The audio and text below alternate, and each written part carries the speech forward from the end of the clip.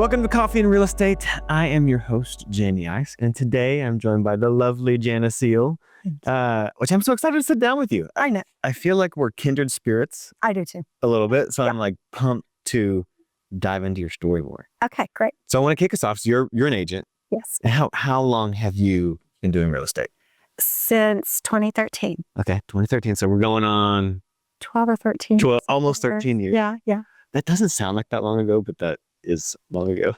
Who I was then versus who I am today is a big difference. Okay, so give me the background story. Like, how'd you get into it? Okay, so actually I just went to lunch with a real estate friend. I just went to lunch and Came out a realtor.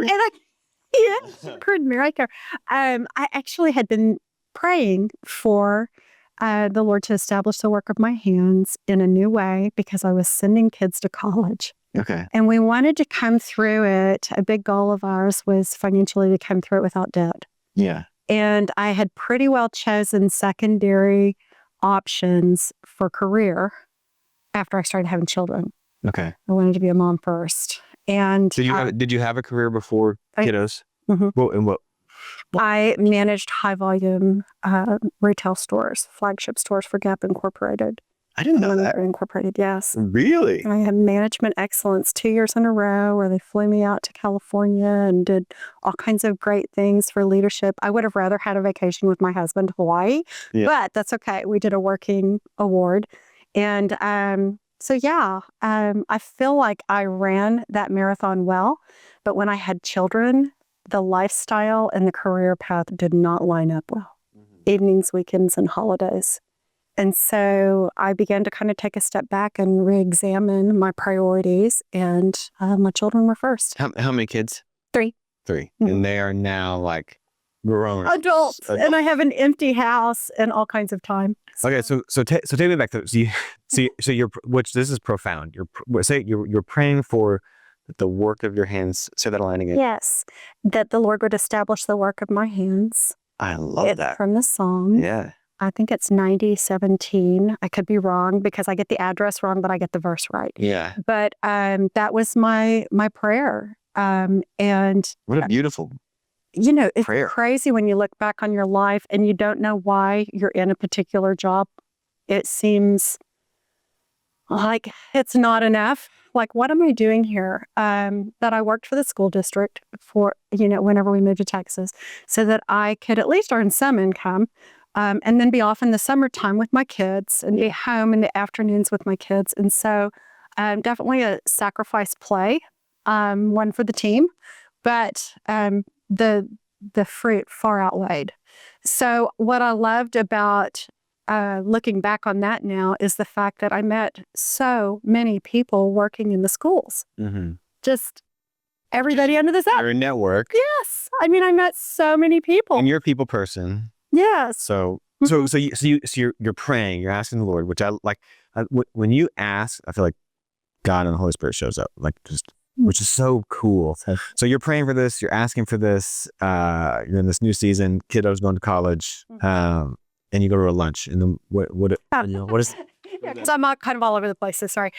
So Rhonda Rice, now Rhonda Dawson, who was with Keller Williams at the time, I think she still is, invited me to lunch. We knew each other through church. And she said, come to lunch with me. I need to talk to you about real estate. And I'm kind of excited, but I'm also kind of scared because I'm like, 100% commission. It's scary. It's a leap of faith. But she explained to me how her team worked and what it's been for her. And I was so excited. I was just very sure that was the direction I was supposed to go. So left that lunch and we're like, I'm doing this.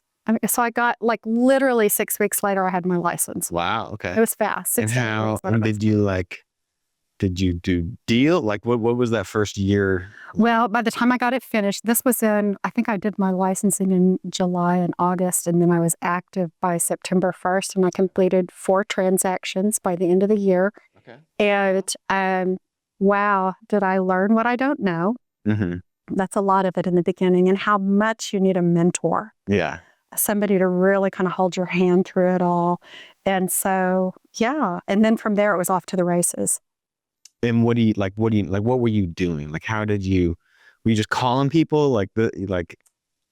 Ooh, I don't like that cold call thing. Okay. But the team leader he was buying lots of leads. And so they would just pop into my phone, which was great. That's actually what gave me a sense of move forward, that it's going to be okay, by learning about how many leads he was providing for his team. Mm-hmm. And that I didn't have to call all my friends and say, please buy or sell your house. That's an awkward. And so you liked it when you were good at it? Like, Yeah. You do. You are good at things that you enjoy. I truly believe that. And I enjoyed meeting people, helping them make these big decisions, guiding them through the process. And so, it was hard work. Those first 3 years, push your shirt sleeves up.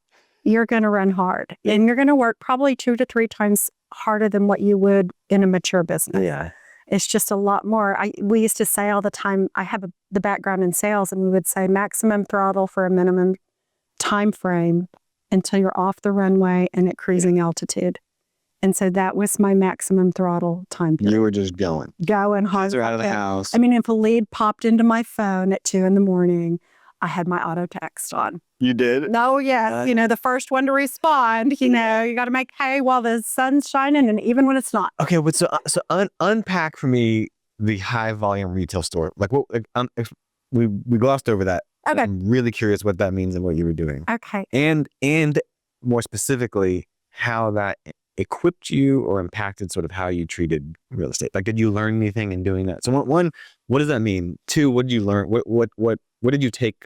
Okay. What was the overlap? Well, I think everything works together. Okay. We're shaped by all of our life experiences. And for me, managing a high volume retail store, it was at the Banana Republic store when Banana Republic was really cool in the 90s. Mm-hmm. And I had a staff of 60. I had so many people. Flagship. Yes. Where was this? This was in St. Louis at the Galleria. And I don't know how popular that is anymore, but that was the hot spot then. Yeah. And we had lots of VP visits, and just definitely one of the higher volume stores in the region. And so with that, I learned people development. You had to know how to bring people up through the ranks. Okay. And teach them. And then also for retention purposes, you had to bring value, so much value to their experience. Otherwise, they can go to work anywhere. Yeah. Why do they want to work for me? Why do they want to work these crazy hours and do these crazy things? And so just really building relationship, developing their skills, giving them something tangible that they can take forward in their life and that they can be proud of, being a part of a team and a mission. We were very goal-oriented, very sales focused. And so you took this training, helping people accomplish their goals, or you goal-oriented, rallying a lot of moving pieces. I'm assuming those are skills that translated into. Oh, yes, absolutely. You've got to know how to talk to people. You've got to know how to get to what is interesting to them, what drives them, what's important to them. So asking great questions, staying dialed into their needs, helping them achieve their goals. Yeah. That's all real estate. It's what we set out for as a mission, and you want to be likable in the process. Have to be like, but there's so many emotions, there's so many ups and downs, there's so many because this is the biggest decision you'll make. It's weighty. Things don't go your way a lot of the times. And so you're having to use all those. Could you, this wasn't on my question list, so I'm throwing you a curveball. Could you maybe articulate your superpowers? Like, what makes you? This is so funny that you're even asking this, because I say this all the time. Yeah. ADHD is a superpower. You just have to learn how to harness it. So what do you mean by that? Like how are you gifted in doing this? How did God wire you in a way that's special, that's allowed you to do it? Brag on yourself a little bit. Like, I'm curious. Gosh, I think I am. I endure in difficult situations probably longer than I should. And you need to have the capacity for that in this business, because you can't control what's happening with all the moving parts. And sometimes it can get really, really tough, but I'm just not a quitter. Yeah, I love that. Persevering is important. There's been situations along the way where I probably should have exited. And I You stayed mean like a course. deal or like the career? Okay. Yeah, there's been some things, you learn and you figure out when you're in it, oh, this is what I'm in. And I just couldn't stand the thought of exiting or terminating or, not, we're going to see it through. Yep, there's light at the end of the tunnel. I'm not sure if that's light or a train, but we're going to keep going. Yeah. So yeah, there was some of that. I think also harnessing, you can get really distracted or you can enjoy a lot of different things. And so I What think, do you mean by that? well, they say squirrel and you're over here and over here. You have to harness that piece of ADHD and realize, okay, so that means that I do enjoy a lot of different things. I'm interested in a lot of different things, probably good at a lot of different things. But then also in harnessing that, we're prioritizing and figuring out what's important right now and staying disciplined and focused on those things. And Yeah. so Prioritization is so important. Like, so important. because there's, especially for some reason, I can relate with the ADHD a little bit with it. Chasing lots of things, spinning lots of plates. We're creative people. Yeah, but you have to, what is important, and I gotta focus my time on that. So perseverance, dealing with really hard situations and pushing through, and then spinning a lot of plates and prioritizing. Yes. Do any particular like situations or stories come to mind, like really hard deals or kind of crazy deals? I mean, you're kind of alluding to some of those. What should I tell you about? Are any of those kind of noteworthy and story worthy? I think the most challenging deal that I worked was with a client who spoke English as a second language, but was fluent. We communicated, but also we had a very big cultural difference. And so priorities were different. Timelines on a contract are not negotiable. They are real. Okay. Not when you get around to it. Yeah. And when we say don't open any new credit card accounts, don't go buy anything major while you're under contract because it changes your financial picture. Yeah. It really is real. Like don't do that. Okay. And this particular client, Good lessons to pass on to people. yeah, she loved to shop and she loved to get a deal for opening a credit card. Okay. And we went through that twice and it delayed closing by like 45 days. Oh my And gosh. I was just like, oh, don't tell me she did this again. And she was great. She was a great candidate, but it changed the snapshot of her financial picture. Yeah. And so we had to start again from that point. And we had to go to statement. And they don't give statements for the first 30 days. And it was such a learning curve for me. Yeah. But also for her. And then to repeat it a second time, I was like. Yeah. So when your agent says, don't buy anything. They really mean it. Don't buy a card. Don't open credit cards. Like ask first. Because people say that. Can just tell you no. Don't do it.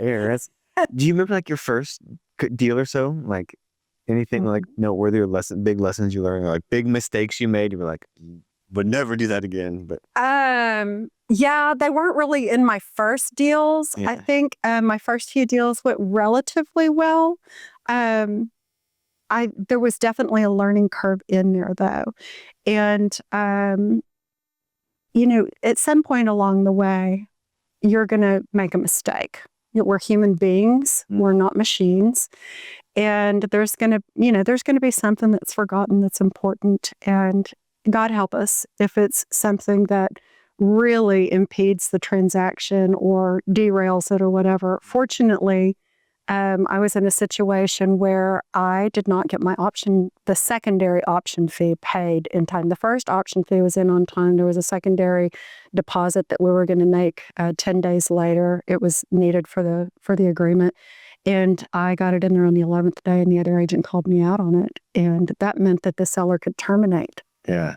Immediately. And it's probably like $100, twice something super minor. It was ridiculous. Something super minor. It was about $500, but it was. Dates are so important in real estate. It is, and it was kind of something that we leveraged in there to get chosen for the contract because it was multiple offer season, and you had to really fashion your offer to be as attractive as possible.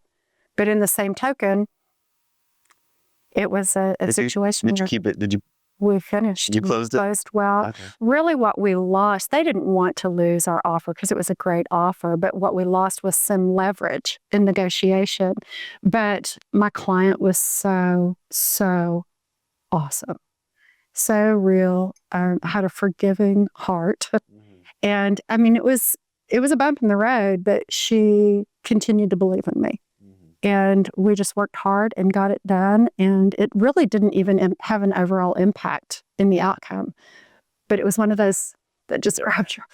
You know, 'cause you don't want to make a mistake. You don't want to cost it. Right. You don't want to cost it. Do you know how many like families or houses you've sold? Oh my gosh. You have any- This is on your you have a number? Yeah. I had to look it up. I had to count it all up because I used to keep an Excel spreadsheet up until about 2022. Yeah. And then I quit. I don't know why. I guess because it was on the computer somewhere and I'll figure it out later. So I put them all into 2023, 2024, and what I had in 2025. I'm at over 300. I'm like 316. So yes. 316 transactions. Oh Yes. my gosh, that's so many. Yeah, that That's is amazing. a lot. You feel proud about that? I'm very proud about that. I am. That's awesome. It's a lot. It's a lot of experience there. That's a lot of like families and people and memories and like Yeah, it is. that's very cool. Very, very cool. It's actually the best part of it. Can you unpack you like just knowing you? I'm sure you haven't answered this. Like just your philosophy or framework or principles on dealing with doing real estate. Like, are there any sort of like Janna-isms of like? Oh gosh, I'm sure there are. There's things I repeat all the time. Philosophy. Like philosophies or principles or like something that's really important to me is. What's really important to me is just presenting the product in the very best light I possibly can, because my first showing is online. Okay. 100%. Wait, so when you say presenting the product, you mean listings? The listing, Okay. the house, the product, what we're selling is this house. And how can I bring it to the market in the very best possible light? And I explain this to my clients all the time. People online are looking at this little bitty picture. And if you have all kinds of little furnishings and rugs and tchotchke going on in there, they can't really see the house. And so I always explain to them, staging is different from decorating. We're going to de-decorate. That's a good word. And we're going to stage. And it's a completely different thing. So don't feel like I'm not, like I don't like the way your house is decorated. That's not it at all. De-decorated. I love that phrase. Yeah. I'm thinking about this tiny little picture that everybody's going to be looking at on their cell phone. And I want them to see your house because I want them to start moving in their mind. And so that's super, super important. And it's nothing for me to come in right before photography and do a little bit more. Yeah. So you will come in like physically. Oh, absolutely. Really? 100%. Very hands-on. I know what it needs to look like. And I don't expect my client to know that. Yeah. They don't do this every day. But that's that was always one of the hardest parts for me is because people are very precious with their stuff. It's the house and it's like the house is great, but this looks, then you have to gently. Yes. Yes. Somebody's got to be the nurse with the shot, I kind of have to be the doctor and the nurse with the shot. That's a good analogy. That's my stager, and she's so darling. I used her for years, and she actually taught me through hiring her so many times how to do the groundwork. And I would listen to how she spoke to the clients and stuff. And that's what she would tell me. She'd say, you go be the doctor, I'll come in, I'll be the nurse with the shot. Okay. And so now, because I'm trying to offer that as a value without charging my clients, I do that for them, but I have to kind of wear both hats. Yeah. So huge if you're selling or if you're an agent, that's so important. Like, because that is like great photography sells because they might go in the house for maybe 15 minutes. Then they're going to go back and look on their phone. When they show up for a showing, they're verifying what they saw online. They want to make sure it is what I said it was. Yeah. And so if you're working with an agent that's using their cell phone to take pictures, fire them. Because I'm sorry, we make enough money to cover that. I absolutely believe that. And they're not doing their job because their job is to present, promote, price it, and sell it. Yeah. And so that's part of it. It's absolutely part of it. Can you talk a little bit about just the entrepreneurial side, the marketing side, like growing you're essentially in business for yourself. You're an entrepreneur. You live and die by what you kill. Yes. What advice would you have, or what have you learned on just growing your business and maintaining your business? So like more of like the business side, like what? Oh my goodness. Okay. You didn't prepare me for this. I didn't. I'm hitting you with some curveballs. Okay. So the question is business. Yeah, from the business side, like how do you maintain your business and grow your business? Like what have you done that has worked? I don't really know that I have any kind of magic. There's no pixie dust flying around there. Talk to your people, stay in touch, build great relationships. You do your marketing things like your social media. To me, social media is primarily my third-party validation. Okay. It validates in my sphere and the people that I know in their minds that I really am doing what I say I'm doing. That's a good way to think about it. I like it is. It's people do business with people that they know, they like, and they trust. Mm-hmm. So if I can use that social media to show them what I'm doing, they feel like they know me a little bit more. Hopefully they like what I'm doing and they find what I'm doing trustworthy. Like, yes, those are principles that I can trust. Mm-hmm. Those are, she's doing what I believe is necessary. And so that's probably a big part of my business strategy is communicating that in whatever way I can, whether it's face-to-face, through social media, through postcards, through emails, through phone calls. Is backing up your authority. Yeah. Do what I really do these things, and I'm sorry if I haven't posted in a while. It doesn't mean that I'm not busy. Yeah. It just means that I don't have time to post that. You're busy. You're busier. I'll get caught up and throw a whole bunch out at once. Yeah. Yeah. That's good. That's good advice. Mm-hmm. Relationships are so important. Do you have any clients or relationships you've built along the way that were especially impactful or meaningful? Yes. So many. As a matter of fact, this week, timing is perfect. I had 2 closings that were both just multiple deals in the past through other family members, through them, like the one that closed on Wednesday. I had helped him when he was a single dad. Mm-hmm. I think we did a buy, and then when he got into a relationship and was getting remarried, I helped him sell his fiance's house and his house so that they could buy a new house. So that's 3. Yes. And then I helped his daughter buy her first home. No way. And now we've sold his home, and him and his wife are living now in their beautiful dream home. No way. So that was all just sweet. So I mean, y'all know each other very well. Oh yes, yes. I mean, it's like I just love them to pieces. And then another one that closed. Actually, it funded today. My clients signed on Wednesday, but the buyers didn't sign until today, so it funded today. But it was a family. Also, like I have a great relationship with my roofer, and you know who you are, and. So working with him and selling him and his wife's home and buying a new house and then selling that one and buying land, and then they built, and then now his daughter is under contract for her first home, and I've helped both sets of parents. Wow, so multi-generational. Multi-generational. And now the sister is who was this week. And it just kind of, and that's what I absolutely love about doing what I do, because there's no question about who you are or having to prove yourself from like a even just slightly warm relationship. It's a warm relationship, and that's the delight in it. You don't always get that.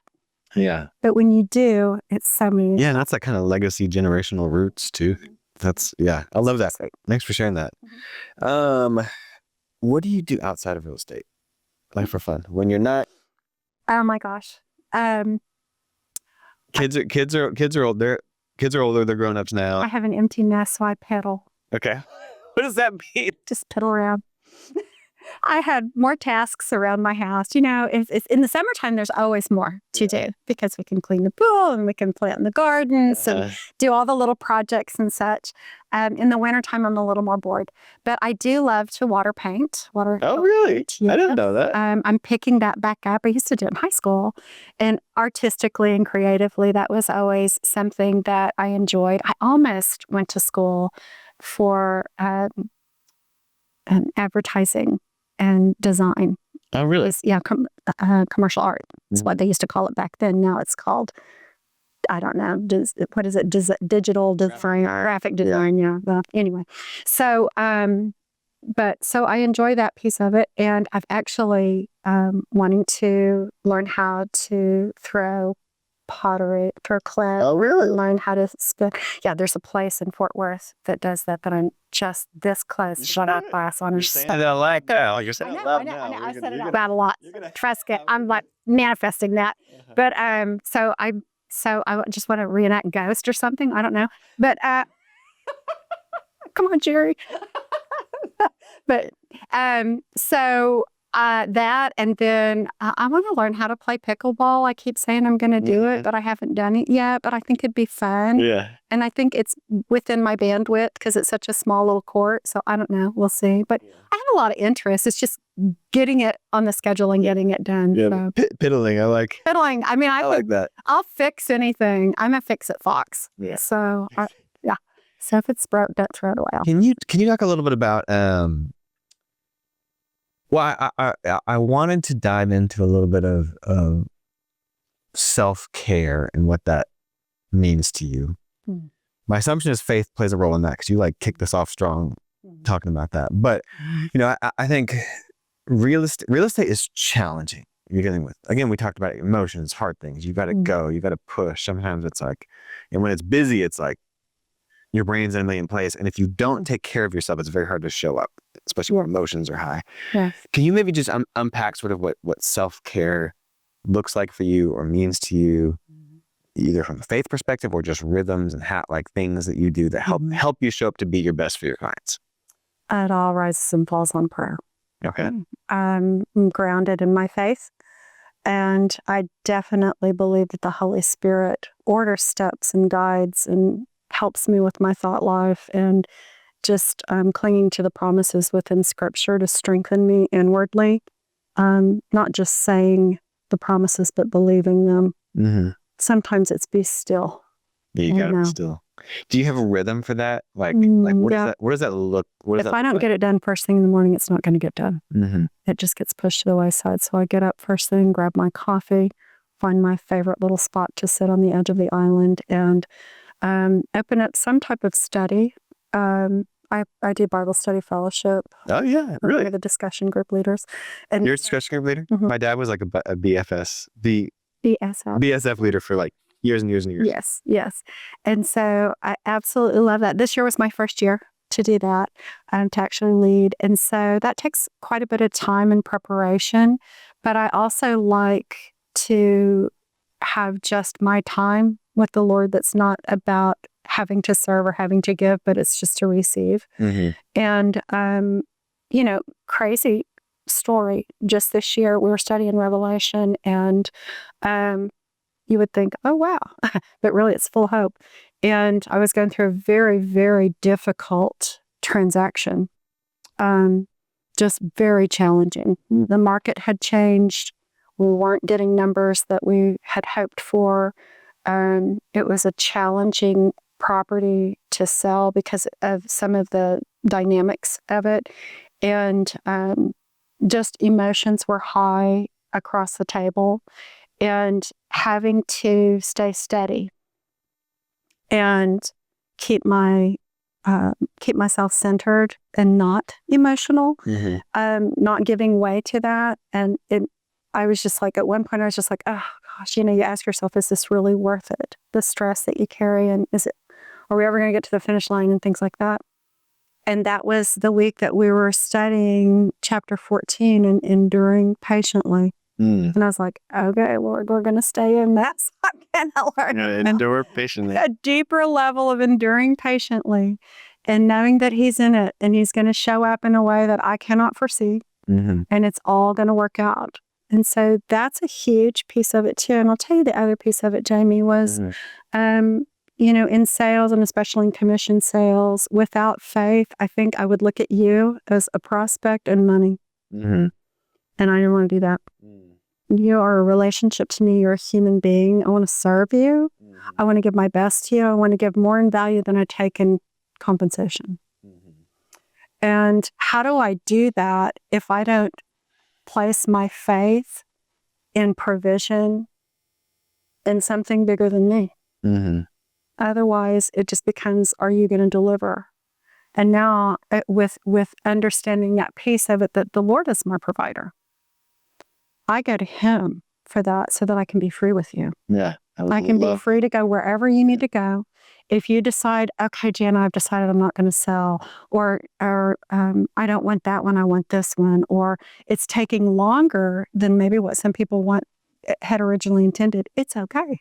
I'm not in a hurry. I'm on your agenda. I'm free to be there. Yeah, there's a freedom in there is, because I know he's taking care of all of us. Yeah. So, and I think that's probably why your clients, they probably feel that. They probably know that, and that's why they love you. And I think in real estate, agents can get a bad name because they are cutthroat and can be greedy, and and you have dealt with those. They are not at 6th Avenue. They're not at 6th Avenue, but I think that what a cool thing, and that's at the core, that's the difference. But you just took us to church. That was great. Come on. So good. So good. Thank you for sharing. I love all of that. It's just like less of me. When you make it less about you, it's always better in anything. Yes, I agree 100%. And you feel better. Your relationships are better. Yes. Yeah. Thanks for sharing that. How did you wind up at 6th Avenue Homes, and why 6th Avenue Homes? Because God is good. I've been around the world and back again. And it's not to say that where I have been wasn't good. It's just that when there's a fit, there's a fit. And I think initially with Keller Williams, they were so good and so big and so awesome. And I learned so much, and I'm so grateful for my time there. But there was a place in there where I had moved from being on a team to being an individual, and then to figuring out who I am. In all of this. And I think what I was really in search of was that boutique brokerage that was small and kind of wanted to stay small, but was really founded on core values and principles that aligned with me. Like it matters who I follow. It just matters. Yeah. And who's leading this ship. And I feel like I've got the trifecta right now between you and Jimmy and Brian. Who could ask for more? And I don't say that just to kind of blah, blah, blah, and, make you blush or whatever. But you're so creative, and Jimmy's strong and strong leader, and Brian is a servant heart. And I just feel like that all came together in such a beautiful way, that spoke to me in such a way like, yes, I can follow each one of these leaders.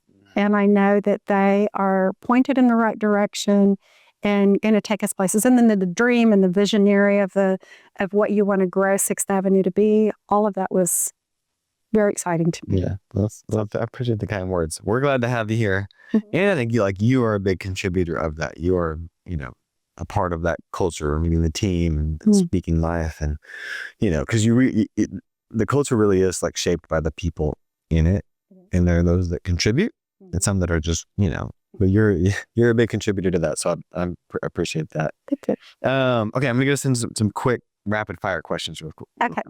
Okay. What's your go-to coffee order? The oat milk brown sugar shaken espresso from Starbucks with half the pumps of brown sugar. Wait, say that again? Done. Oat milk brown sugar shaken espresso with half the pumps of the brown sugar. So I don't like super sweet. Yeah, not too sweet. Okay, not too sweet. And I like it iced because I'm usually always hot. Yeah. And so that's my go-to. Okay. And when I drink one, you know it, because you get the sped up version of Janna. The ADHD comes out even more. I love the specificity. Favorite meal in Fort Worth? Hands down, 97 West, the Carpetbagger. Oh, what's that? It's a filet mignon and fried oysters and the most delicious potatoes And I was so surprised at how delicious the fried oysters were. That was like a kind This of is the hotel drover. Yes, drove Yeah. it. And I could not believe how delicious that meat I haven't was. had And I that. don't know. I love oysters and I love steaks. I know. And I was starving when I went because I wanted to like really be hungry when I got there because food tastes better when you're hungry. Yeah. And it's not cheap. Yeah. And so, I wanted to really, but so good. It was the best. Like I will forever remember that. That's my birthday dinner now. Is it? Yes. Cool. I love it. I love it. Favorite vacation spot? I thought about this because you kind of allowed me to be prepared to some degree. And my first response was Exuma, Bahamas, because the beaches were gorgeous and calm and like Coke bottle. And you could see the rays and the turtles and all the beautiful thing. But really what I loved about it was being there with my closest friends. And then the other was Port Aransas, which is not glamorous. Yeah. It's kind of gritty. Yeah. But the whole family went. Okay. And I had my son, both my sons, their wives, grandchildren, daughter. Oh, the whole crew. Yes. Yeah. And like little grandkids on the beaches. So. And those beaches were perfect for the grands because they go forever with real shallow water. Yeah. And so the babies can just play in it and you don't have to worry about something knocking, a wave knocking them over or dragging them out or anything like that. I love the grittiness of Port Aransas. It's so like so many golf courts or golf carts. I was like, oh wow. Yeah. That's fun. So yeah, those were probably my two favorites. Do you have a favorite book or a book you recommend a lot or like are you a reader? I'm not a reader. Okay. A listener maybe? ADHD will not allow me to sit still and stare at black and white for very long. But if it's engaging, I have a tendency to read and listen to a lot of self-help. Mm-hmm. And not necessarily even self-help, just inspiration, that type of thing. The Go-Giver. What's that? Is my favorite book. The Go-Giver. The Go-Giver. Who's it by? I don't know. Okay. But I've read it a couple of times. Yeah. And the values, that's where I pulled the value of giving more in value than you take in compensation. It's one of the rules. There's several. There's like 7 different rules of the Go-Giver. But it changed my perspective. It aligned with me, first of all. But it changed how I do business. It's really about giving more than you're receiving. Mm-hmm. And being a servant and looking at people as human beings, loving well. Yeah. So cool. I'm gonna have to get that. Mm-hmm. Okay, final question, and then we'll wrap it up. If you could go back to 2013 Janna and give us some advice, what would it be? Keep going. You're gonna make it. That's good. Don't stop believing. That's good. That's good. That's a good way to wrap it. Keep going. Don't stop. I love it. But Janna, thanks for joining me. This was a blast. Thank you. I enjoyed it thoroughly. Awesome.